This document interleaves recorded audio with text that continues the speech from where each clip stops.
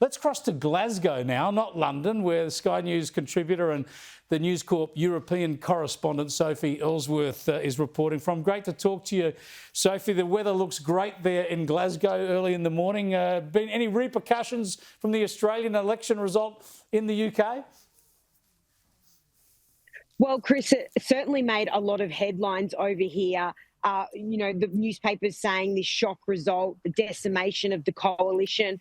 And I think over here in the UK, they're probably just as surprised with how much the coalition was smashed out of the park by the Albanese government. But watching from afar, it is making a lot of headlines over here. But of course, we also have many issues to deal with in British politics, which always take precedence over here. So while Australia makes the news, Chris, it's not always front and centre in the UK. Yeah, sure. One issue overlaps, though, and that is net zero and what Tony Blair had to say about it. Have a look at this. People are being asked to make financial sacrifices and changes in lifestyle when they know that their impact on global emissions is minimal. And he goes on to say, any strategy based on either phasing out fossil fuels in the short term or limiting consumption is a strategy doomed to fail. Former UK Labor Prime Minister Tony Blair there caused a big stir, Sophie, but I believe he's already been sort of forced to pull his head in a bit. He's talking sense, mind you.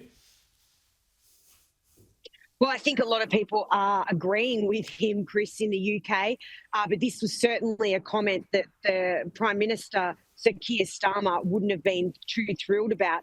And the government did come out, a government spokesperson, and basically did a bit of gaslighting and said that he's effectively backing in their strategy. But net zero is very much on the outside here, Chris. The population doesn't seem to like it. And this is what has been an absolute game changer for Reform UK's Nigel Farage, because this is one of the issues that perhaps the coalition didn't bother doing in Australia, but they have done here with Reform UK, and that is prosecute the point that net zero will not work and it needs to be quashed because it is hurting the population.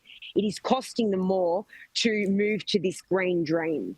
And Nigel Farage and the Reform Party have had a big showing in local council elections. That's often a foretaste, isn't it? A sort of presage for what might happen in the national polls later? Absolutely, Chris. So they had the council elections here in the UK. He smashed it out of the park. Reform won 677 seats versus Conservative with 319 seats and Labor with 98 seats in the last figures I saw. Reform UK has proven that this two-party system, political parties, could be over.